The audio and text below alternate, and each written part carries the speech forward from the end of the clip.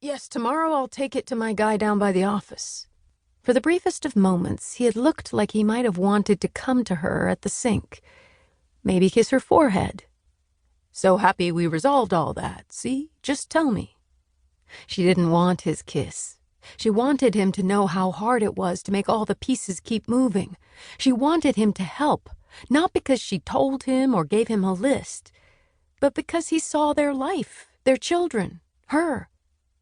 She wanted him to notice what needed attention because he cared, not because it was assigned.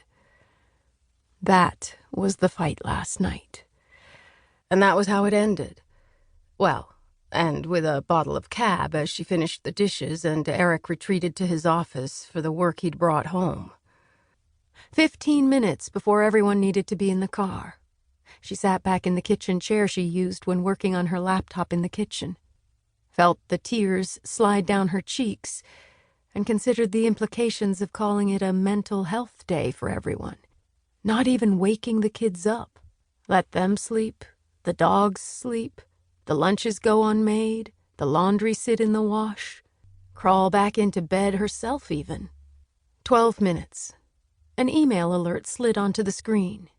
News, Clare Collins. Eileen stared at the rectangular notice box for the full 5 seconds it remained on her screen until it slid back off. She shouldn't. She didn't have time. Plus, there was the whole already emotionally vulnerable state of affairs.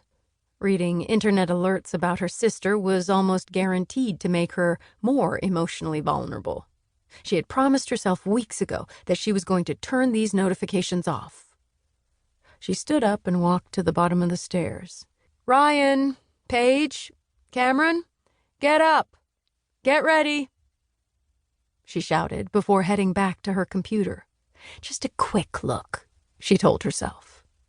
When she had learned you could do this years ago, she thought it would be an easy way to keep up on any of the latest news about her sister and her books. Eileen never dreamed she would end up getting anywhere between 5 to 10 alerts a day. She'd always known her sister was a successful author. She could plainly see the evidence of it on the shelves of every store she walked into that sold books. It was only after she started reading about every book tour, new book contract, foreign rights deal, charity luncheon, celebrity book club endorsement, film adaptation option, only after seeing regular and daily evidence in the news of her sister's extreme success, that Eileen realized Clare was much more than a successful author whose books flew off the shelves and into shopping carts. No, her sister, Clare Collins, was, according to Forbes, one of the 10 highest-paid authors in the world.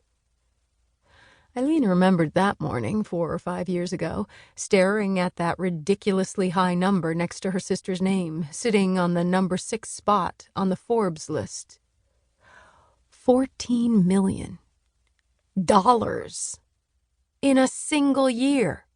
Her sister, the girl who had once shared a bedroom with her, who had loved eating Kraft macaroni and cheese after school, who used to sit next to her on their sagging couch and fight with her over the remote, now earned lottery win levels of dollars every year. Eileen clicked open the email and steeled herself for whatever fresh self-esteem low she was about to plunge into. It was a picture of Clare, poised and statuesque, long neck, face turned slightly away from the camera so her chiseled cheekbones and prominent chin were captured perfectly. A long pale blue dress looked poured over her toned body, revealing every tightly calculated proportion as it spilled into a short train over the red carpet beneath her silver stilettoed feet. The second shot was from behind. Clare's long auburn hair was styled in an updo, so the dress's plunging back would not be hidden by her silky waves.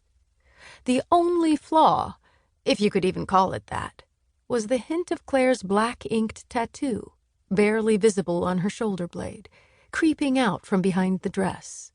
It hardly showed. Probably most people wouldn't even notice it. Most people didn't even know Clare had that tattoo. Eileen remembered the day she got it. "Mom?"